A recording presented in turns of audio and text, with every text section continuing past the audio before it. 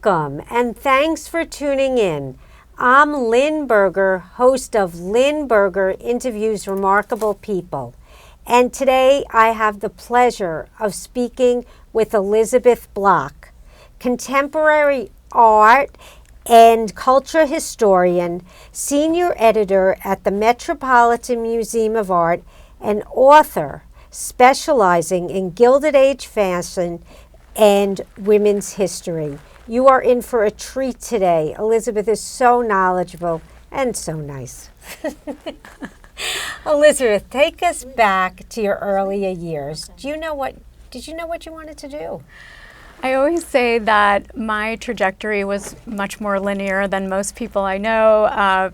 Sort of always knew that I was interested in art history from a very young age. I know that's impossible to believe, but I think it probably went back to third grade when I had a strong interest in literature, but also in history, and grew up in Massachusetts and in a town that had a strong history with the milling, textile mills. And in third grade, I was put into one of those classes where, we went and we went to these places and we learned all about them, and then we went to art museums. And so the art and the history has always been with me. That is quite a story. Did you have any friends that followed that path? Or? No one else I know has gone directly straight through from third grade through a PhD in one area. I mean, there were some twists and turns a little bit along the way, but it's pretty unique, I think. So then when you went to college, did you know then you were majoring in art history, or? Well, I actually majored in English and I minored in art history, so I was a big reader always, and I just always thought that the English major was going to be the most useful, and the art history made sense to me as a minor. And then after college, undergraduate, I went to do a master's at Columbia University in American Studies, which is an interdisciplinary degree. And so we took classes in English, politics, history, art history, and film studies, everything like that. But I always knew I was interested in the history of the United States from a visual culture perspective. And so not always strictly from an art history perspective, but really all of these interests came together and then culminated in the PhD, which was in art history, with a specialty in late 19th century American painting. So did you do that straight through? Not completely straight through. There were some breaks in there, and I also worked full-time while I did the master's and the PhD, which is something else that people are usually surprised at, but it worked for me. How did you do that? Time management and a very supportive family. Looking back on those years, I think that I got very lucky with just the way it all worked out over those years. But I always loved doing both, working and learning at the same time, and very goal-oriented person, obviously. So I knew I wanted to eventually get to that dissertation stage, and I was just working away on all fronts. That's very special. So what was your dissertation on? My dissertation was on representations of women's hairstyles in American painting in the 19th century. And that topic ended up bringing me into what became my second book, not my first book. And that's often a piece of advice that I give to people who call me and ask, do you think I should do a PhD? I'm not sure if I'm up for 5, 6, 7 years of it. And I always say that you have to want it so badly that you can't picture the rest of your life without that particular degree.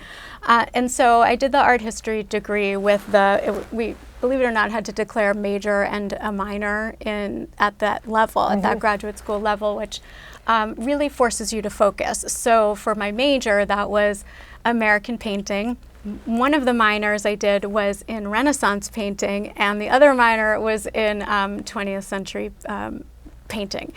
And, all of these interests all come together. So with the topic of hairstyles, I was looking at, We'll get to your We'll get to that, yes. So that was actually the dissertation topic. Oh, really? Yes. Oh, Oh, you got a lot of information to write a book. Yes, I did. That is fantastic. So when you were you working at the Met while you were at school? Yes, I was working at the Met while I did the master's and the PhD. Yes. 5 days a week, full Yeah, time? 5 days a week. And then I went to school at Columbia in the evenings, which I always think is very important for anyone working in universities, especially in urban settings, to think about, is that many people want to do these degrees, but they're also working during the day, and to offer a wide variety of classes in the evening, and I was able to find that at Columbia for the American Studies degree. And then the same at the Graduate Center, which was where I did my PhD. That's the City University of New York on 35th and 5th, across from the Empire State Building, and they offer just a really wide variety of evening classes, which made it possible. So tell us about when you started. When did you start at the Met? I started at the Met in 1999. I started as an editorial copy editor in what is now the retail department. And I really loved it. It was sort of an entry-level position. My first job before that was in Washington, D.C. I had gone to the George Washington University, and my first job was as an editorial assistant at the Hirshhorn Museum, which is part of the Smithsonian, and I'm still very close with the woman who hired me there, the publisher. And so my first job at the Met sort of followed from that when I moved to New York. And so I was a copywriter for the retail department. And what that meant was if you ever buy a piece of jewelry or a shawl or even a T-shirt at the Met store, it comes with a short description of what the design was inspired by. And so because I had this art history background, I would write a few sentences about, what a certain Egyptian necklace was based on in the collection of the museum. So I got to know the works of art very well doing that. How fun. Yeah, That's a fun job. That was a fun job. So that was first. Yeah, I visualized the paper because right? I bought many things at the museum. Exactly, especially the jewelry, because those little pieces of paper would tuck right into the boxes. Yes. So lots of jewelry. So you did that for a while. I did that for a few years, and then when I knew I wanted to go to Columbia and do the American Studies degree, I said, all right, I just can't stand this anymore. I need to be around the paintings. And so I became a research assistant in the American Wing with one of the curators of American paintings, and worked on an exhibition there, and then always had my eye on editing. I knew I loved editing. I loved research and writing, but also editing other people's work and helping people express their arguments and their research and their making sure their grammar is correct, and making sure that they were getting their points across to, say, a general reader. And so from there, I became the editor of the website for a year and a half. And then finally dream job editor in the Publications and Editorial Department, and then senior editor. So it's your dream job. I think so. Yes, I think so. When you look back, did you think that was going to happen? I'm not surprised that it happened, to be honest. Because my first job as an editorial assistant at the Hirshhorn Museum, I was working one-on-one with the publisher there, and we just got on so well, and the training was just so it came naturally, and we had such a strong rapport, and I loved everything I was working on. So I was just like, yeah, I could see this. I could see myself having a job similar to hers. That's great. That's great. You had possibly also unusual. Yeah, well, you were very focused. Yes, very focused, always very focused. If you're going to do those degrees, you need to have your eye on the prize.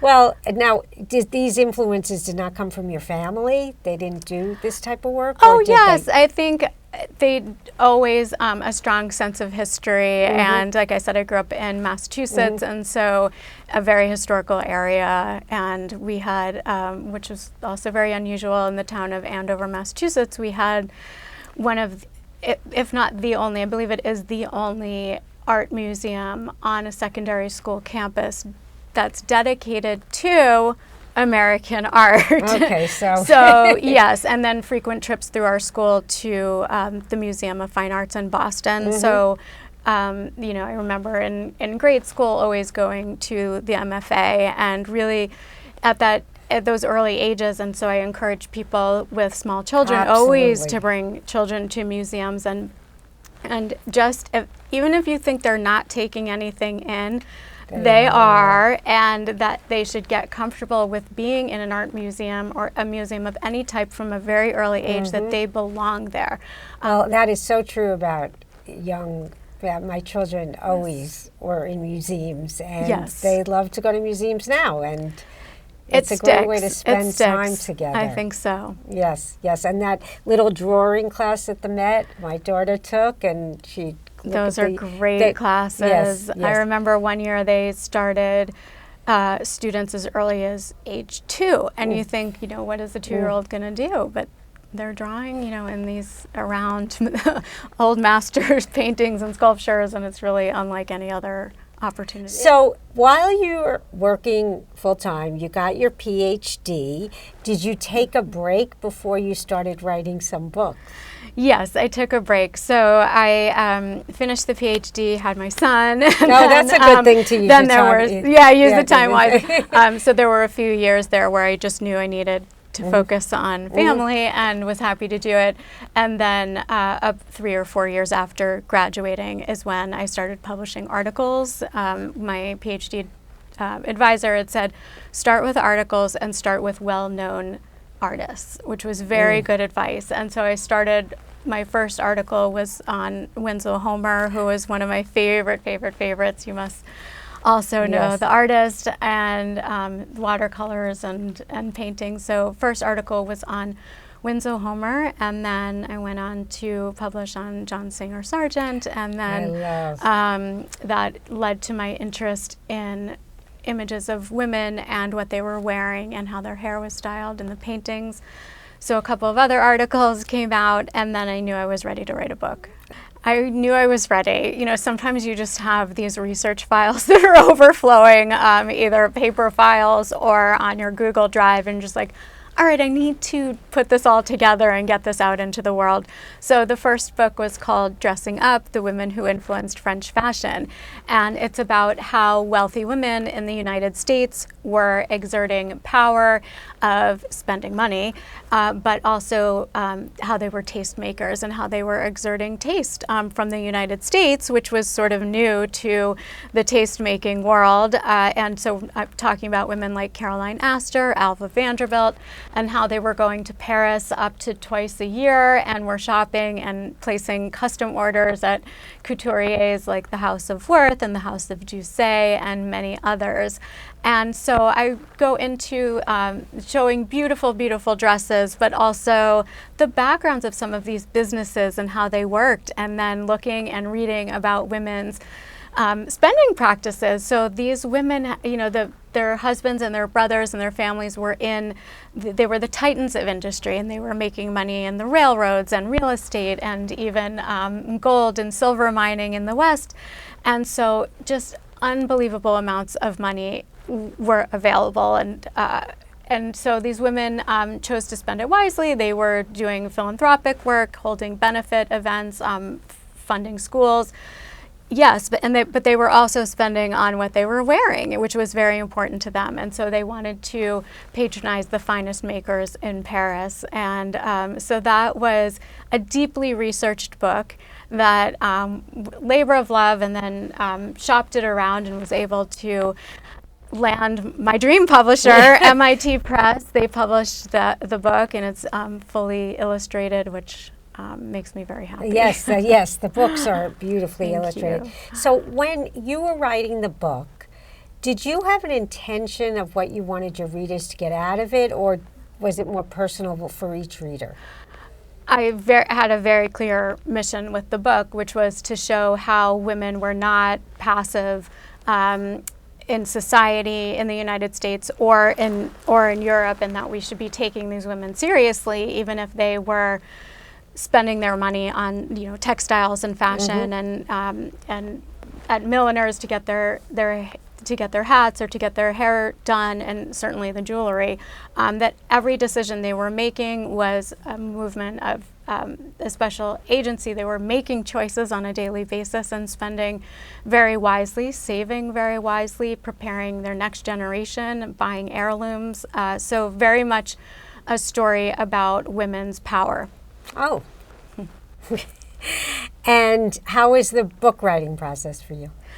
That comes pretty naturally. I think that it's a process of it comes out of the research. So I spend so many hours, at the libraries, or now you can do so much research online, or going to galleries, going to museums and seeing exhibitions.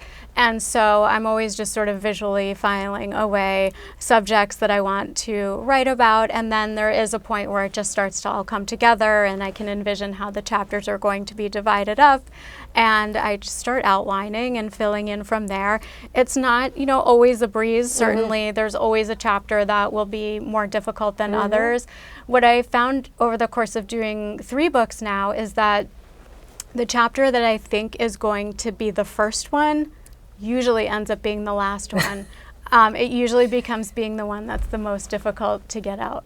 So there's a second book. You want to tell us a little bit about that? So the second book is called Beyond Vanity, The History and Power of Hairdressing. And that's about the hairdressing industry, but also about women's choices with hairstyling in the 19th century. What was it about hairdressing that?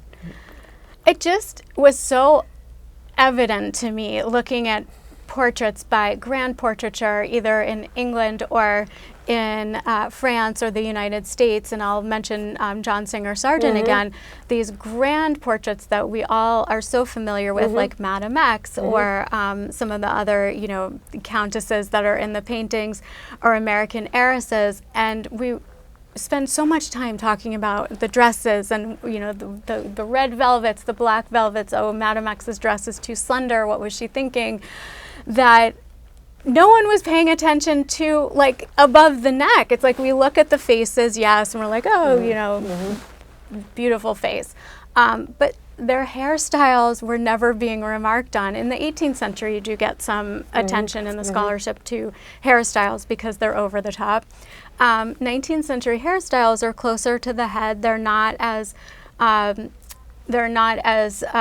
close, as you say, closer to the heavens as in the 18th century. But it was always so interesting to me that it was subtle, and there were these updos, and there were pieces of hair jewelry, like strings of pearls, a bit subtle and very tasteful, and that it just wasn't getting attention in the scholarship. Not to mention the hats. I mean, yes, the hats. I always say that women at this period would never leave the home without being fully dressed, and that never means just the dress or the gown or the robe or the coat, but it means how they were styling their hair and the hat that they chose. And so I focused on hairstyles. One of the most rewarding aspects of writing Beyond Vanity was that the material resonated with hairstylists today, because it was really, in some ways, a love letter to the industry, the profession of hairdressing, that doesn't always get the attention that it deserves. The third book. Tell us a little bit about the third book. My third book is just out. It's a new release, and it's a gift book, and it's called Gilded Age Fashion, because we're in this moment where a lot of people have a renewed interest in the late 19th century, especially through some television shows that are out in the world. And this interest in the extreme amounts of money, the extreme amounts of spending that were happening in that era is really resonating with some of us today, and also the large chasm between the different classes in society, which we're also seeing today.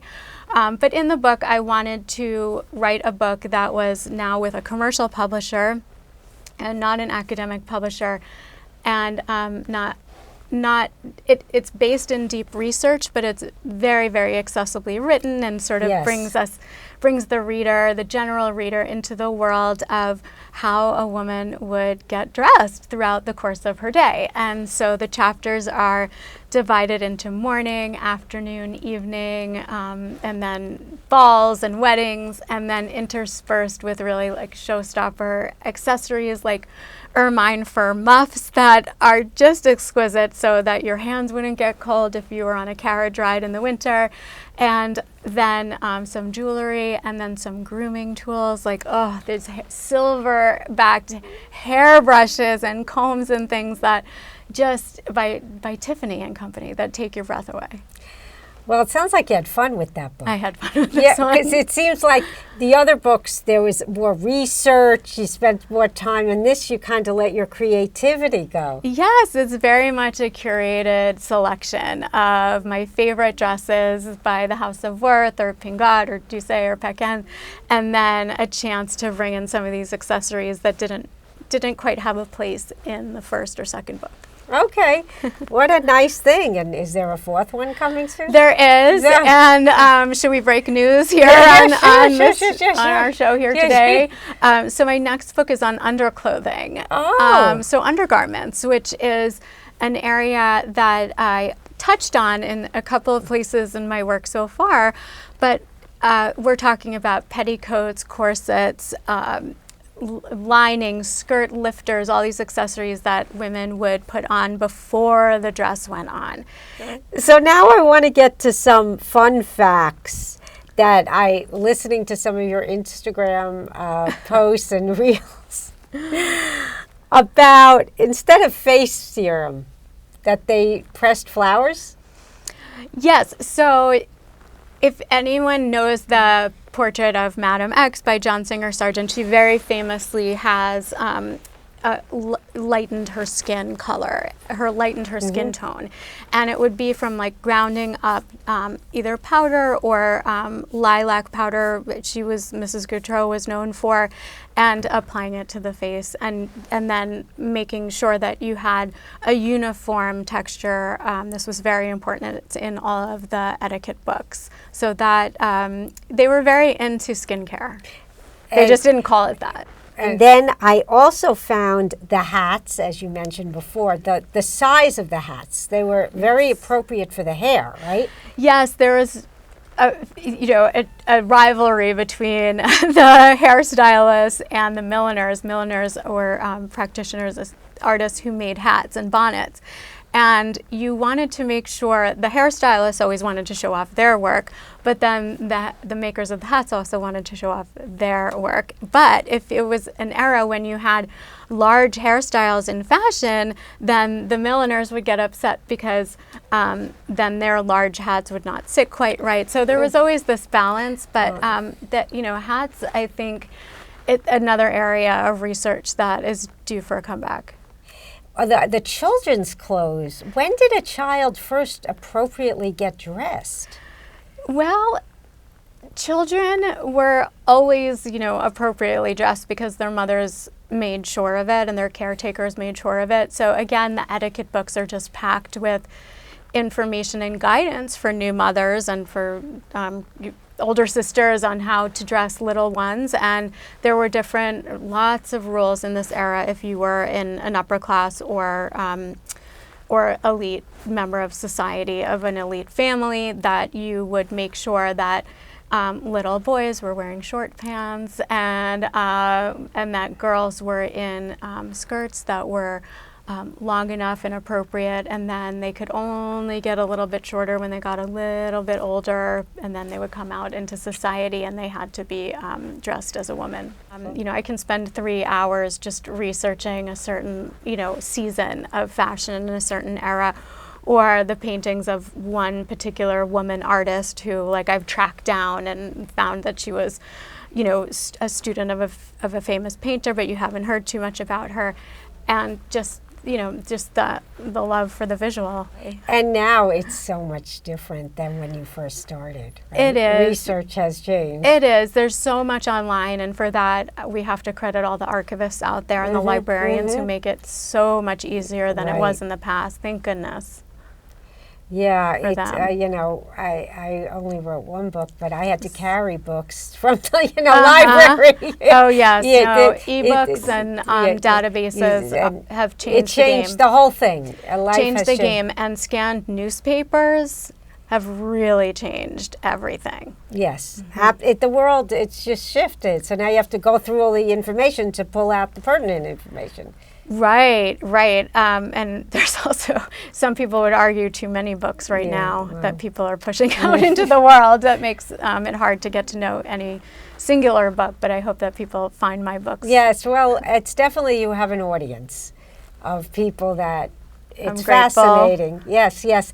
So, stepping back, is there any kind of, I had to explain to a younger person starting in their career any things to think about? You were extraordinarily focused, yet, do you want to share some of your wisdom? I would remind people that their trajectory will most likely not be as straightforward or linear, and you might end up, a science major and then discover a love of the arts later. And I would say that there are so many careers that combine both. So you can be a math person and an art person.